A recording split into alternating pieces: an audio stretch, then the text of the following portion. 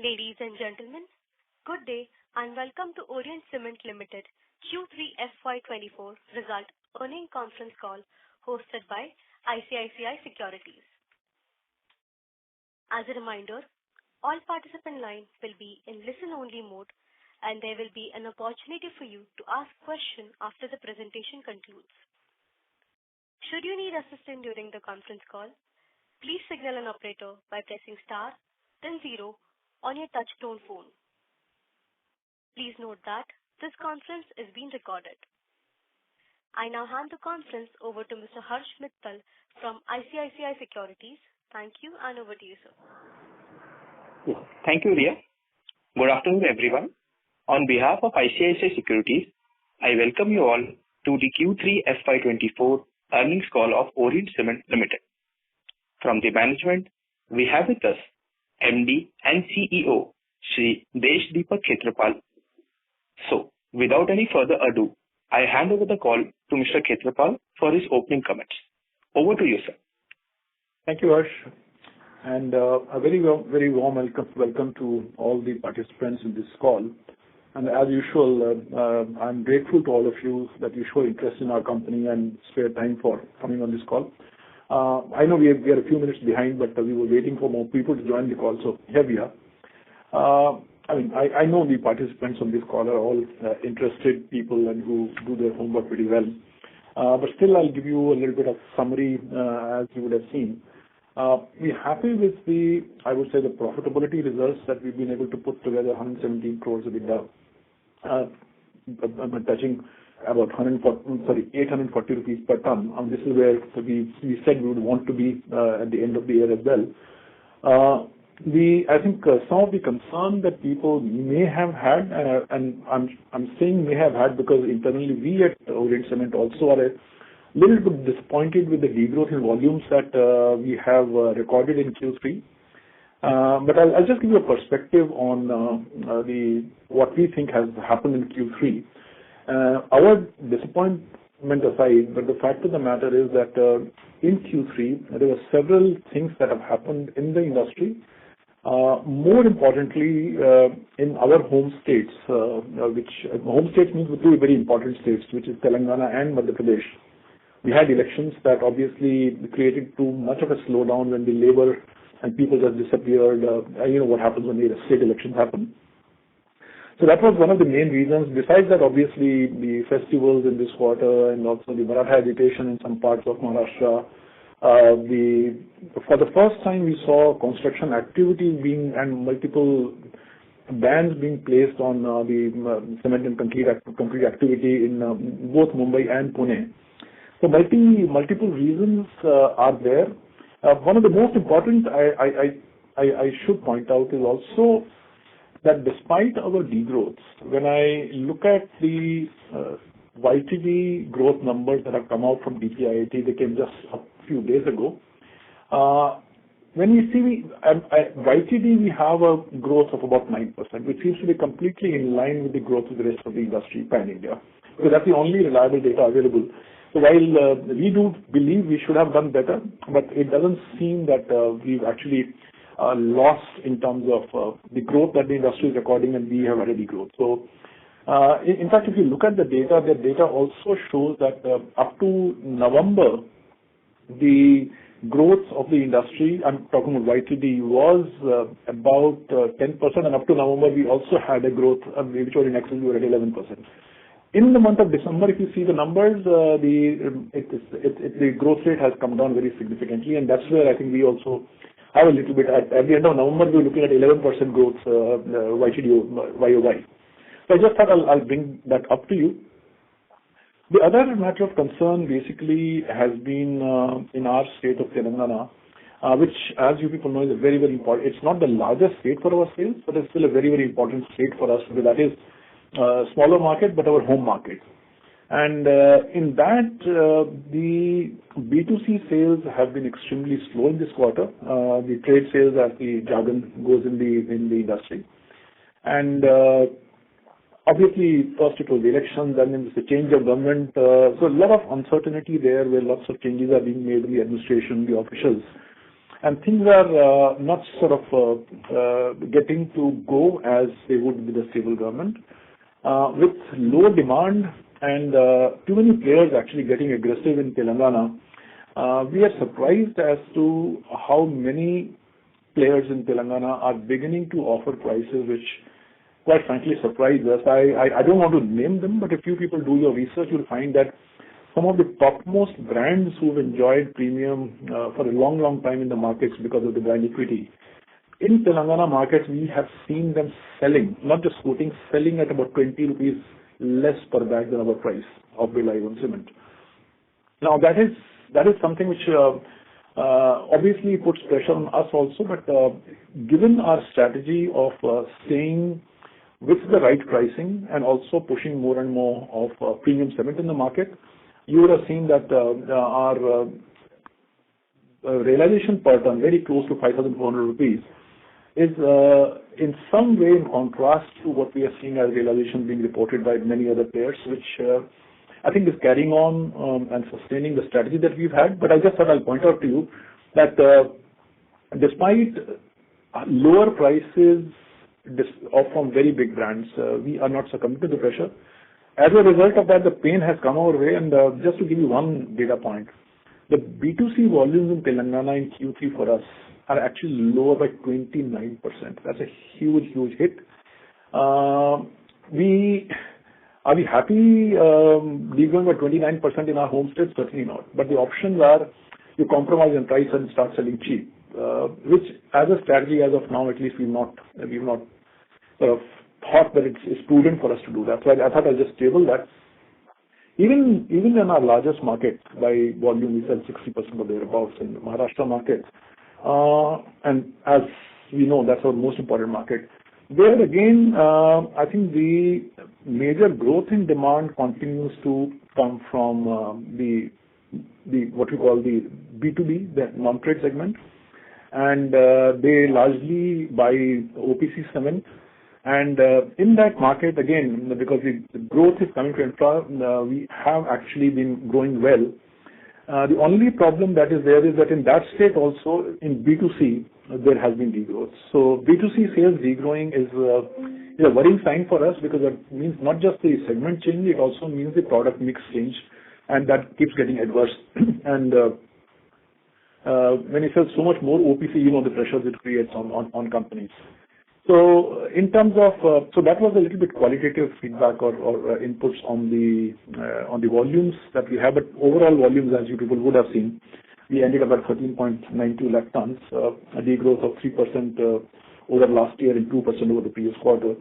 YTD, as I mentioned, the sales have been 44 lakh tons and up about 9% over last year YTD. Again, as I mentioned, in line with the industry. The pressure of, let's say, demand growth that we've seen coming from the B2B sales has resulted in our total B2B sales in this quarter actually going up to as high as 56%, which is something that we would like to correct as Telangana consumer demand picks up and as Maharashtra consumer demand picks up. We hope, even if it doesn't happen in this current quarter, but sooner than later, I think this trend needs to reverse, because this is not a trend that we would like to pursue. But as of now, Q3, we had 56% of our volumes coming from B2B. As a product mix, our OPC, that is unblended cement versus blended cement, has reached a high of 50% in the quarter. So I thought that because all of you remain a little bit curious about how that breakup is. So non-trade 56%, OPC 50%. Balance obviously is our trade sales. In all this, I think the good news is the consistently growing share of our premium brands, and we now comfortably sort of crossing 20%, 21, 22% that range. We are selling our premium cements, including initially we used to talk about only Strongcrete. Now Orient Green is beginning to chip in, and Dolphin is still to, like I said, find volumes worth mentioning, but any consumer who's actually used our Dolphin brand, they are actually the people who start with only the basement or only the smoothing, slowly gradually start coming back for other uses also. So that product again is being received exceedingly well by the user customers, and as happened with Strongcrete and as happened with Orient Green, basically we rely on word of mouth from our existing users to build our market share. Exactly the same strategy that we've had from the day we introduced the first premium brand, which is Concall. So we'll go slow but go steady and keep charging the price that we believe our product actually deserves. As a result of that, despite, as I mentioned, the degrowth in volumes, if we say our revenues, they've actually improved. We are 3% higher year-on-year and 4% higher QOQ, which is, as I said, the higher blended realizations coming in because of premium cements helping us a lot.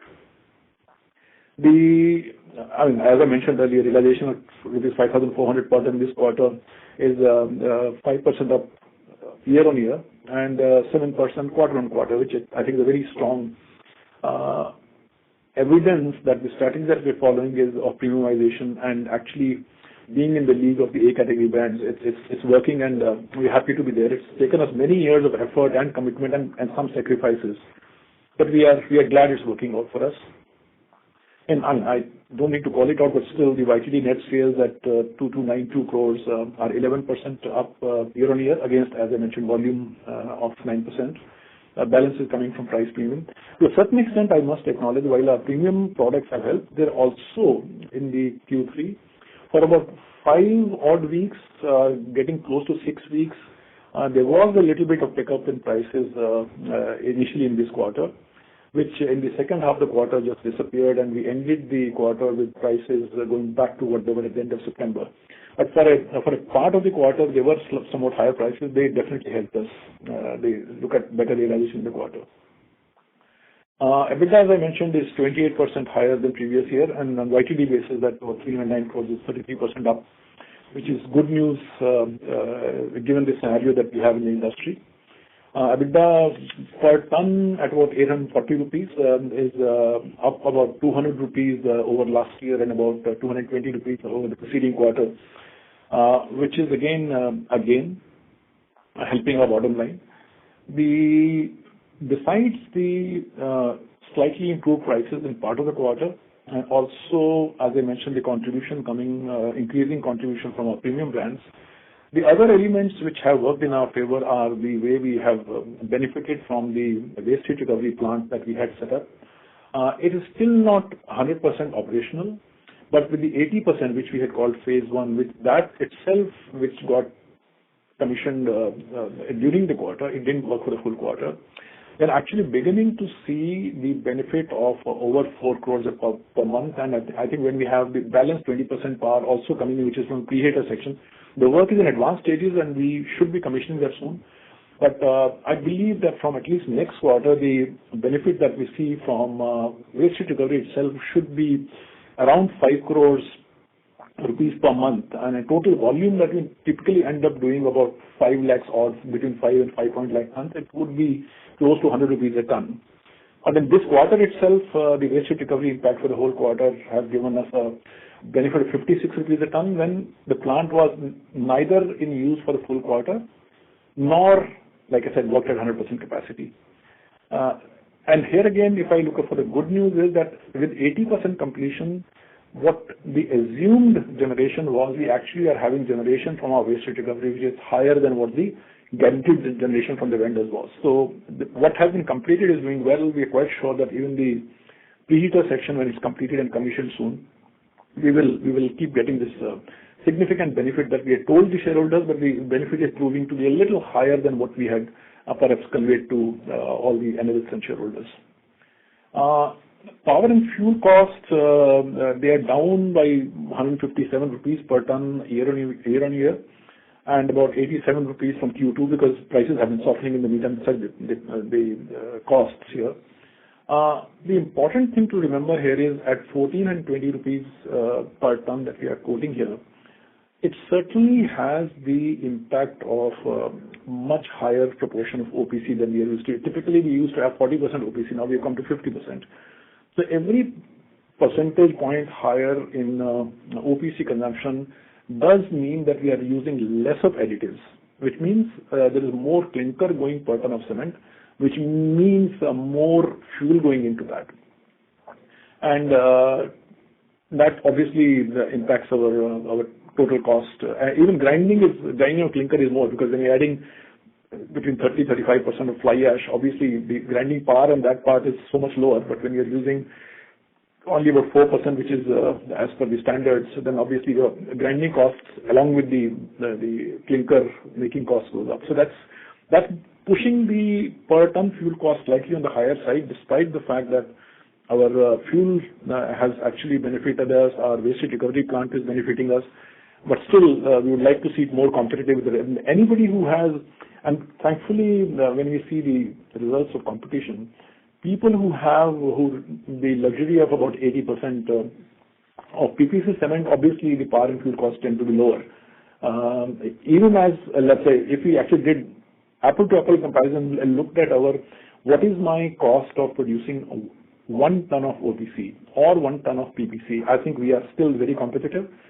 But the product mix right now doesn't make us look the lowest power and fuel cost, which we have had in many quarters. So this, like I mentioned, currently is our compulsion. We are taking it, but as we move forward, we're hoping that this trend will change and we'll come back to the PPC also having its fair share in our product mix as we move forward. The other initiative which we've been talking about and which has helped our power and fuel costs is our thrust on the alternative fuels. And these AFRs, as all of you are aware, they are nothing but the waste of other industries. So with the effort that has been going on, and I think quarter after quarter, we've been increasing the percentage of AFR in our fuel mix.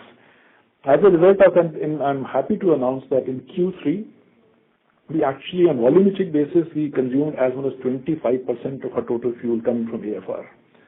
On TFR basis, it's a little bit more modest because AFR obviously doesn't have as many calories as the traditional fuel has. So if you go by TSR basis, it's at 17%. We've never been in this range before. And we will like to continue this trend and keep increasing the usage of AFR as we go forward.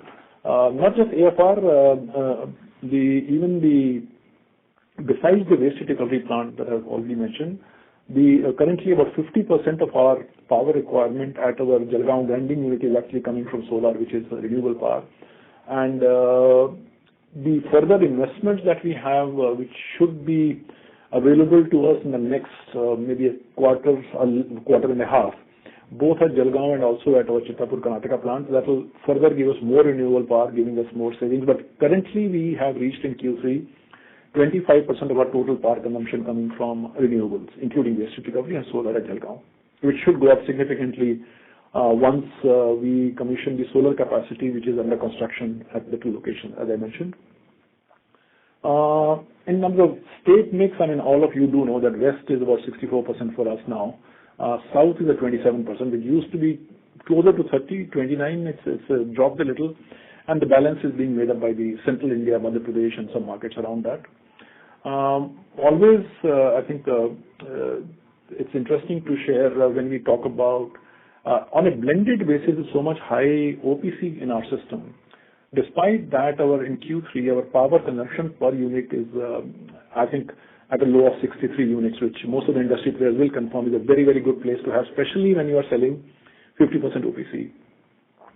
Heat consumption, similarly, the per ton of clinker is 687. Again, it continues to be one of the best. And I'm giving you blended for the whole company.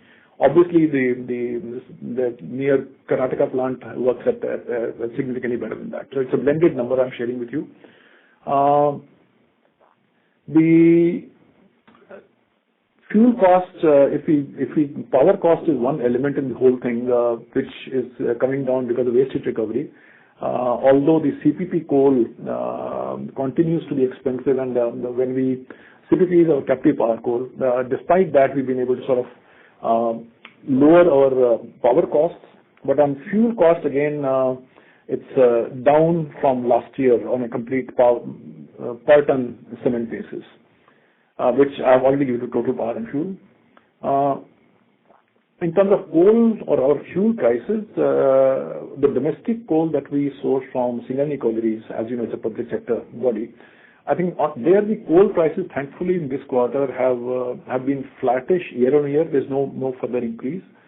and also sequentially. They've been a little stable now for a change. And I think that's a pressure coming where the petcoke prices have come down significantly, and therefore, I think coal in India has to somewhere remain competitive. The petcoke cost, which we largely use at Chitapur, actually the cost is down by about 10% over last year and about 6% sequentially over the previous quarter. I know these questions have been coming, so I'm including that in my briefing right at the start. Blended cost of fuel, I'm talking about rupees million kilocalories. Blended includes my coal, petcoke, AFRs, whatever we are burning in our kilns. At our Telangana Devapur plant, it's been flat over last year. It's flat at about 1800 sequentially, but it's down, including the AFR. When I'm saying that, including the AFR, our blended cost is down about 12% over last year for our Devapur plant. And at our Chitapur plant, the main fuel is petcoke. There also, it's sequentially it's down about 7% and about 12% lower year on year. So there is obviously the benefit of AFR and a somewhat benign pricing on petcoke is being translated into better margins for us. In terms of total fuel mix, the indigenous coal is about 42%, petcoke at 41%, and balance, as I did mention to you, about 17%. All these are on thermal substitution rate, TSR basis, 17% AFR. One pressure point for us definitely has been our freight costs, which I think on a per ton basis, when they look higher by about 4.5% and also 8% QOQ, two factors. One, as I already mentioned, because of the loss of momentum in Telangana, which is our closest market basically, when we are still sort of in a way making up for volumes elsewhere which are lost in Telangana over the previous periods, it means we are having to reach out to markets which are slightly farther away, more volumes in markets which are somewhat farther than what the Telangana markets are. So that is one factor. Secondly is when I'm saying B2B projects, whether in Mumbai or in Pune area, most of that is going in bulkers, and as we know, the per ton per kilometer cost of transportation of bulker is higher. And bulk cement in Q3 for us has been as high as 40%. So that's the second pressure point in terms of freight cost being higher. And the third obviously is the typical lean season discount that's available from railways that has not been available in Q3. So that is the third factor which has impacted our freight costs. Given the, I would say, withdrawal of lean season discount and also the bulker demand, the rail dispatches in this particular quarter have actually fallen from about 15% to 14%. So those are, I would say, some highlights of what the numbers for the quarter are.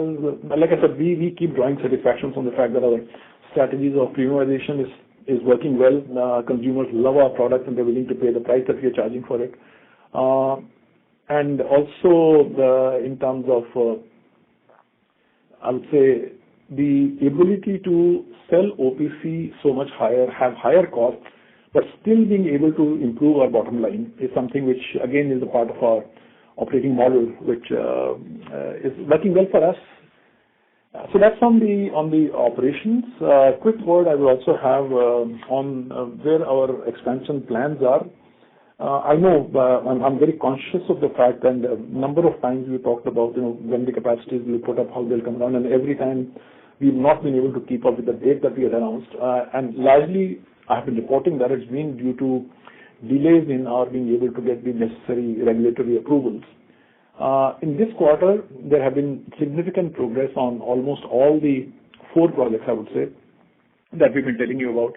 So as we speak, one of the things that we have is our Chitapur plant expansion, which I have been mentioning that will be our first project to take up on it for expansion.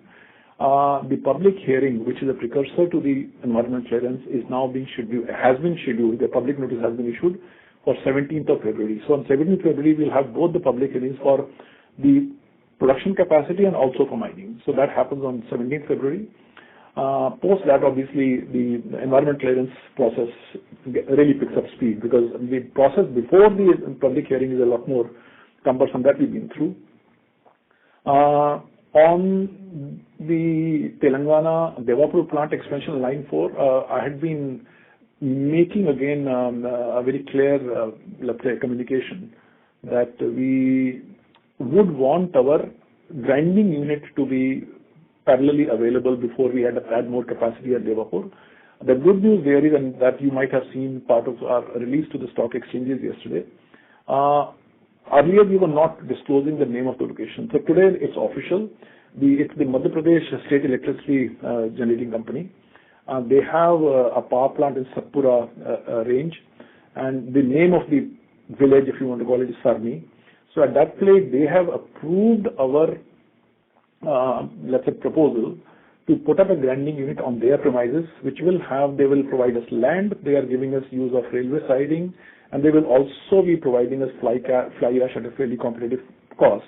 So all those things they have approved. Only one or two, I would say, there are minor additions or modifications they have made in our conditions in terms of landed cost of fly ash. They stipulated an amount which is higher than what we had stated, and something to do with space for people to live, their colony and things like that. While they have made those changes, we are in touch with them. We have not accepted what they stipulated as a conditional approval. We are in touch with them to basically negotiate to the extent there is room available for us, which we should be able to tie up very, very soon. So for the first time, I'm letting you know that the new grinding unit, which will support line 4 at Devapur, is now very close to being signed up, because if I accept their conditions, it's ready now. But yesterday at the board level, we discussed the whole thing, and we believe there is some room for negotiation. We are going to try our best, and post that negotiation, we'll close it and get on with the activities there. So that gives me the encouragement to now come back to track for line 4 at Devapur also. Again, for which the public hearing for mines has been scheduled for, actually that's before, on 15th of February. But this Sarni site means that very quickly we'll go through certain formalities, close the deal with the Madhya Pradesh Electricity Generating Company, and thereafter start the process for environmental clearance for Sarni also. So that sort of ties up multiple loose ends which have been hanging for quite a while. And as luck would have it, even the last fourth, I said, expansion of capacity, Rajasthan mines, for which the government orders had been passed, but the required deed was not being executed for some technical reason. That finally that deed also has. So we have a now valid signed lease deed for our Rajasthan mines also, which will now allow us to start making the acquisitions of the land that we do. So that also, so all 4 expansion plans have gained momentum in one quarter, which is good for us, because so many times we've said we'll do it and we've not been able to deliver on the dates. Exact schedule now, based on how the public hearing goes in the next 2 weeks, as I mentioned, and how the files move from there. Hopefully we'll be able to, I'm not announcing the exact start of the activity once again going wrong. In a few weeks, maybe the moment we have clarity, we'll come back to all of you through whatever forum to tell you when exactly we'll complete the expansion plans. But all 4 of them are on. It's just sequencing of them, and when to start one, when to over off one, and to start the second one. Those kind of things will perhaps take a few weeks internally, and our long-term plan for that perspective is under process. So let me firm it up a little bit and only then communicate that to you. So that's good news on the expansion plans. I personally don't think there's much left for me to add more to the initial briefing, so I'll stop here and open the floor for the questions. Thank you very much for your patience. Thank you. Thank you very much. We will now begin the question and answer session. Anyone who wishes to ask a question may press star and 1 on their touchtone telephone. If you wish to remove yourself from question queue, you may press star and 2. Participants are requested to use handset while asking a question. Ladies and gentlemen, we will wait for a moment while the question queue assembles. First question is from the line of Keshav Lahoti from HDFC Securities. Please go ahead. Hello. Hello. Thank you for the opportunity. So want to get a sense about how big is Telangana market for you, B2C market overall? The Telangana market overall, typically we've been giving numbers for South India as a whole. Statewide, normally we refrain from giving, but South India as a whole for us does 30%, bulk of which comes from Telangana. Okay, understood. And as you highlighted, the September to December prices are similar. How are the pricing trend in January? January, I'm sure you're talking to many other companies also. It's a difficult time for the industry because typically in the last quarter, the momentum we should have seen in January, which sets up the entire quarter very, very well. That momentum, frankly, has been missing not just in January, from December itself. That's why I told you the YTD figures of DPIIT also tell you that till November end, the growth was around 10%, and by the time the quarter ended, it came down to 9%. So obviously, December was slow. January again has been a little slow, and prices as we speak have actually stayed at the exit levels of December, I would say. Okay, understood. Is it possible to give fuel cost in the terms of INR per kcal? I think I did give it to you. Okay, I've just given you the movement. At Devapur, on blended basis, it's, let me just see what my, so that I don't Company level will also do. Sorry? Company level will also do blended. No, I'm giving you because I monitor, because blended, I'll rather give you flat. At Devapur, we have about 1,800, and at Chittapur, it's a little under 2,000. So blended perhaps will come to more around a little under 1,900. I don't have the straight number with me, but I'm just doing a mental calculation, weighted average. So it'll be ballpark about 1,900, a little less maybe. Okay, yeah, got it. So last call you have highlighted that you will, reach premium share to 25% by FY24 end. So you think is it achievable, or it might be with a lag of a quarter or two? Look, 25% by FY25 was always going to be difficult, but yes, we are working on that. We're already around 22% or thereabouts. So for all you know, I mean, if one of the things that needs to happen is that, see, the premium cement is all at the B2C market. And the momentum in B2C market, and if Telangana consumer market picks up and goes, I think we'll be able to hit 25, but without Telangana B2C market supporting us, it will remain a bit of a challenge. Okay, got it. Lead distance for the quarter? Maybe it has gone up by about 10-11 kilometers more than what we had on an average, which will be perhaps a little over 300 that we keep saying. So that 305 may have become 315 thereabouts.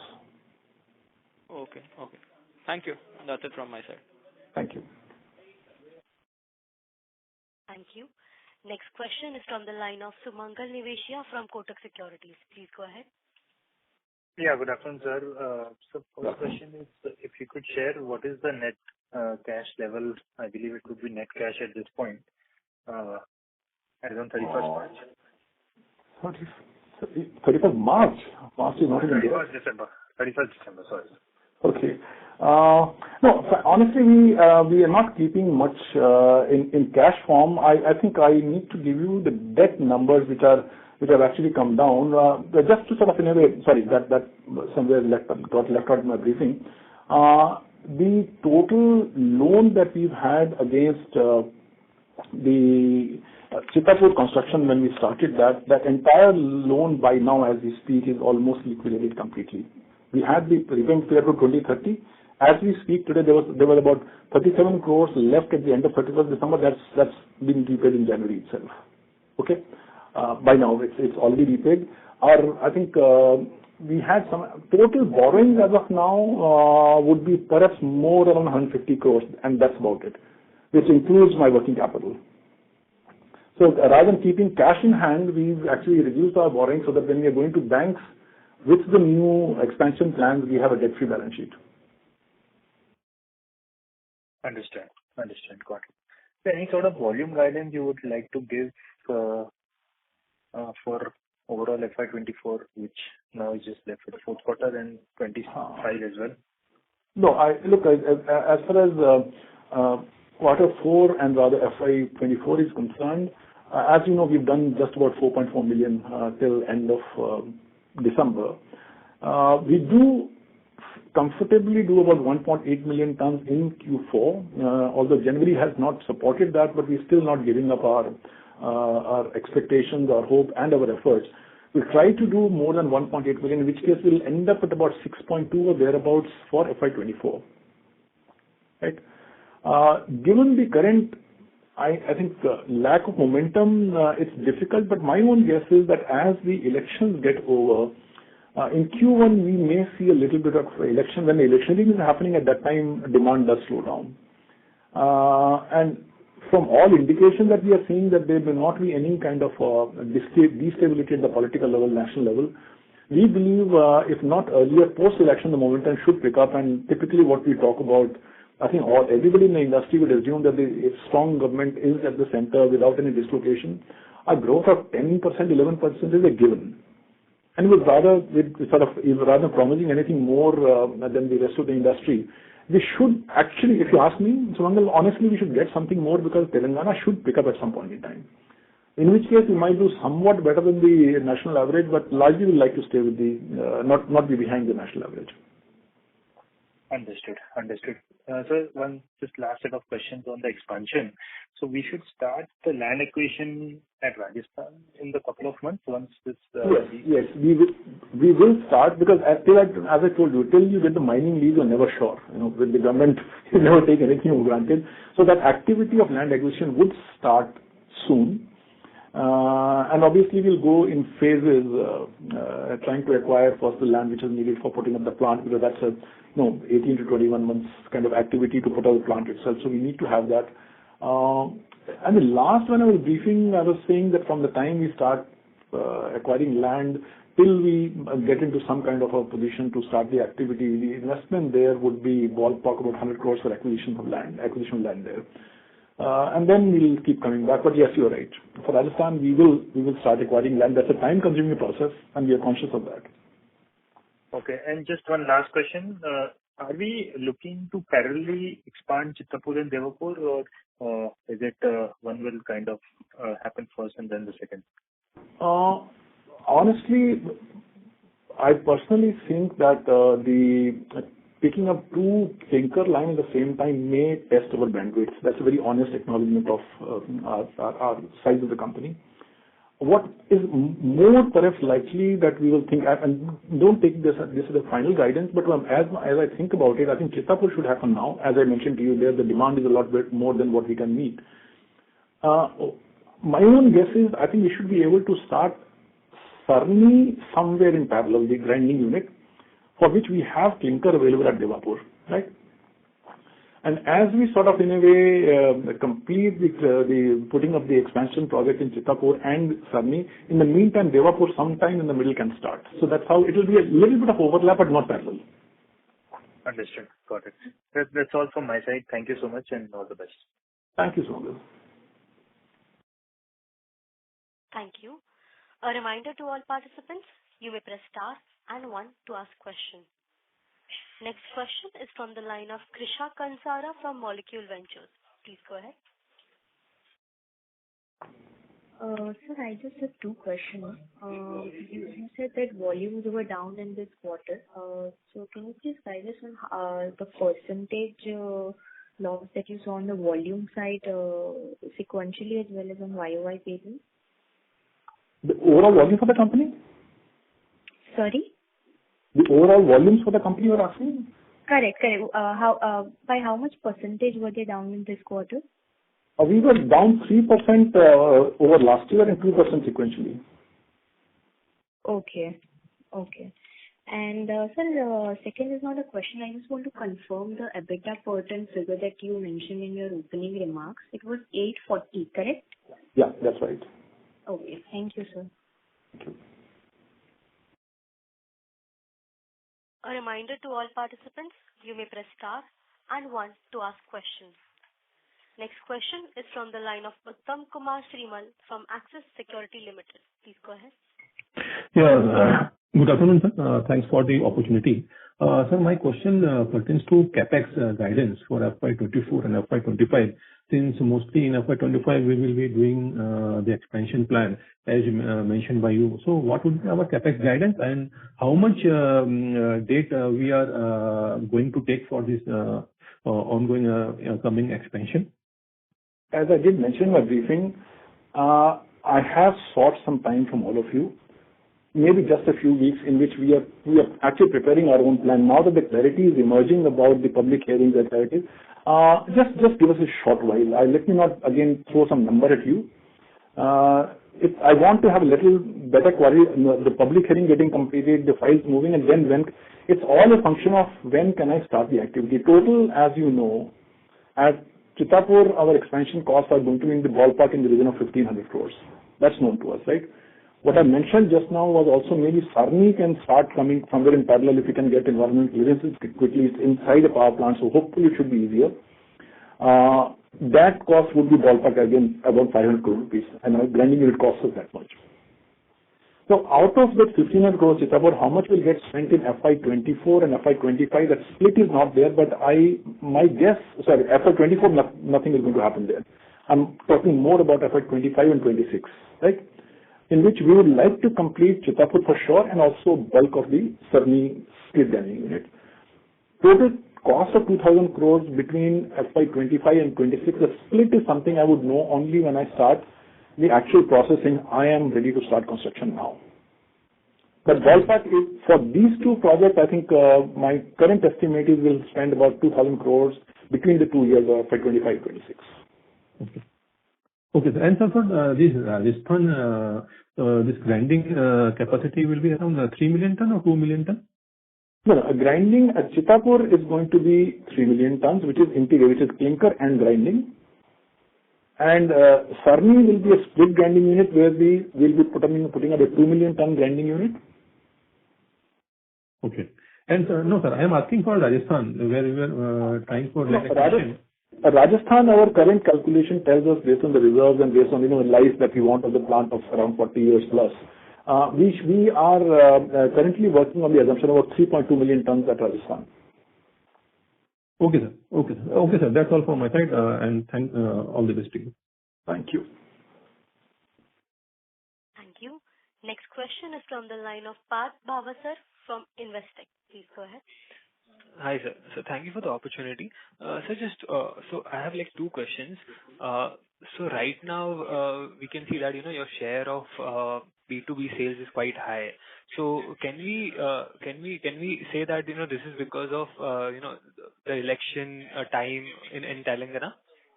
And do we see this improving going ahead? See, the B2C demand in Telangana or any other place, basically how is the consumer demand across industries. We've had, I think, because I do handle another consumer company, and anybody I'm talking to, any business today, consumer demand, especially in the rural and urban sector, has been very soft. The moment the rest of the economy picks up in Telangana or elsewhere, we start seeing more B2C demand coming in. That's always been the norm, right? Currently, because the B2C demand is not there, it's largely B2G spending or B2B spending which is carrying the demand forward. As a result, the percentages are looking a little distorted from normal. But as the consumer demand starts picking up, our B2C business also will pick up. Okay, so this is not an election phenomena, right?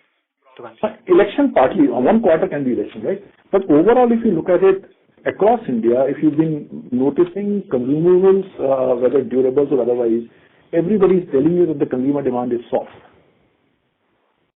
I think that's a known fact to everyone. Yeah. So that is on top of Telangana going through elections. So what would we target? Like we would bring this B2B sales back to the target would be 45%? In the B2B, I'd say our ideal mix that we worked in the past is about 60% B2C and 40% or under B2B. Okay. Yeah, we are not able to go to 20-25% like some other players who markets are different. In the markets that we operate, where Maharashtra and Mumbai and Pune will remain large markets, I think our sweet spot will be B2B sales being less than 40%. Okay. Okay. So, sir, like, once, this improves, like, we do expect, we can see, like, some good improvement on power and fuel cost and freight cost, right? On the back of this? Yes. And obviously, the more blended cement that you can sell, the less Yeah. the power and fuel cost. It is very simple way of a simple process of manufacturing. Fair. Fair. Perfect, sir. So those were my questions. Thank you. Thank you. Thank you. A reminder to all participants, you may press star and one to ask questions. Next question is from the line of Raghav Maheshwari from AMSEC. Please go ahead. Hello, sir. My question is particularly on the demand side. Last quarter, we have reported almost 3% demand degrowth. So how is the industry grown and degrown in particularly area of our operation, particularly Karnataka, Telangana, and the part of Maharashtra where we are the operating? Look, there are unfortunately, no official confirmed data available with anyone on state-wise basis. Because nobody collates data like that. So it's very difficult for me to hazard a guess and tell you. Overall, we know that it's been low, and I have also mentioned this, besides the demand being low, people have come under volume pressure and they've been pushing more volume at lower prices. So maybe some of them at much lower prices have sold a little more than what the market would have needed, for sure. But there is no reliable data available with anyone on demand on month-to-month or quarter-to-quarter basis in every state, unfortunately. Got it, sir. And second, for the proposed MP grinding unit, is our current limestone facility available at the Telangana particularly, is it sufficient to serve this grinding unit, or we need particularly new line to serve that the clinker line for this grinding unit?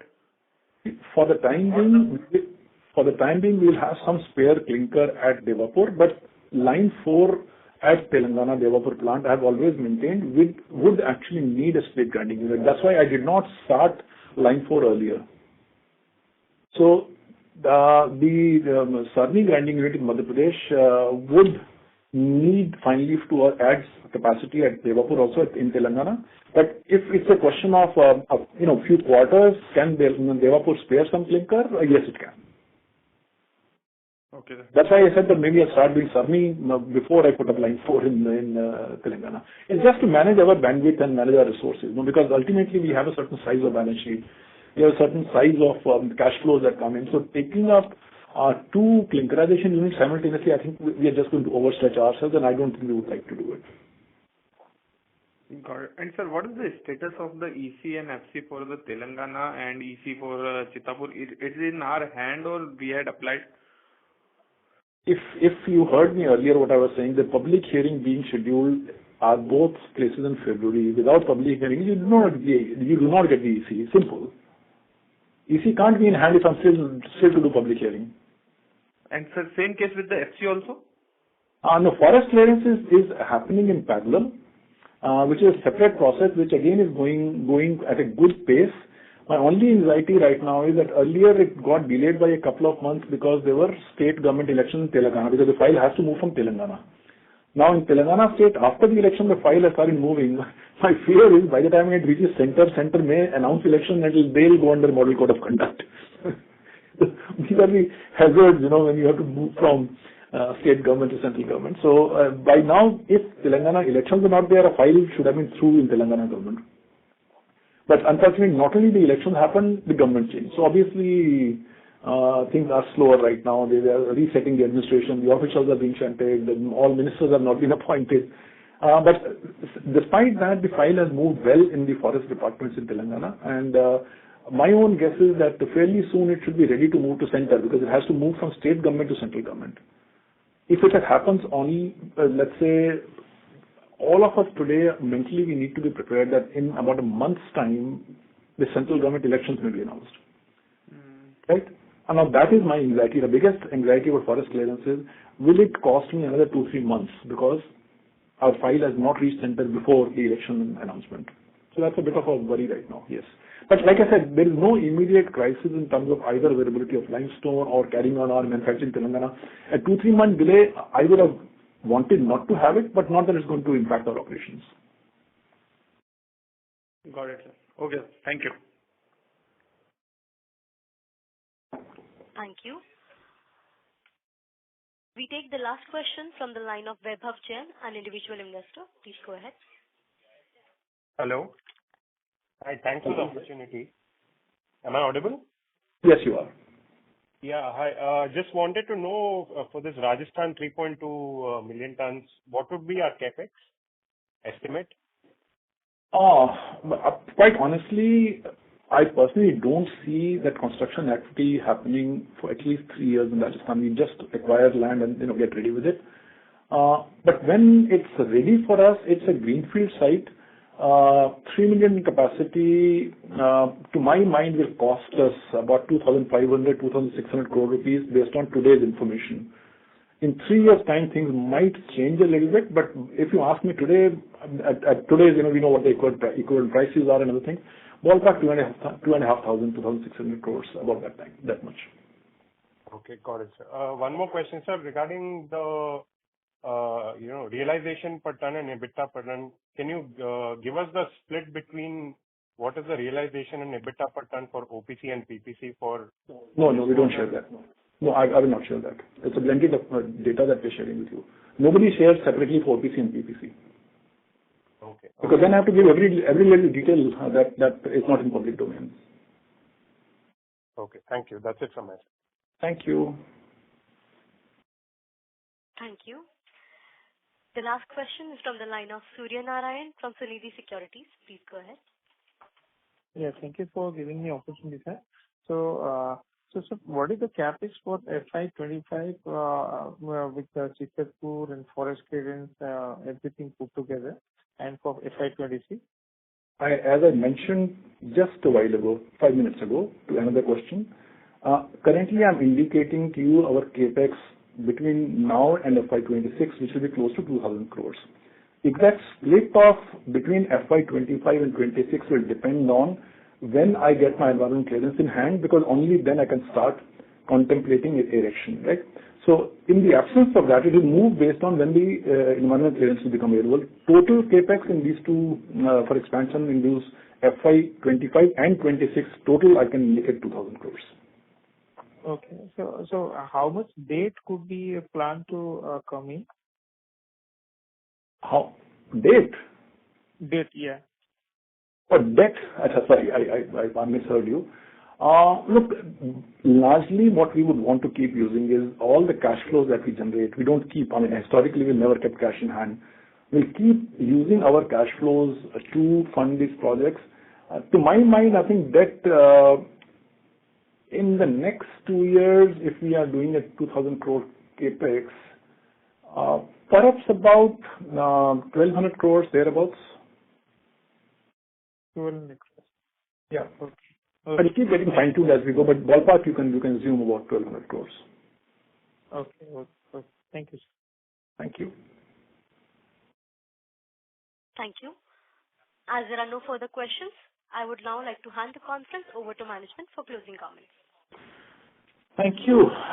Closing comments are nothing more than my usual, just my appreciation and thanks to all of you who come and attend our conference and ask some very good, interesting questions and make us think harder about the way we run our business.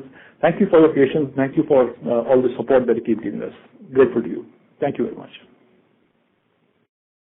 Thank you. On behalf of ICICI Securities, that concludes this conference. Thank you for joining us, and you may now disconnect your lines. Thank you.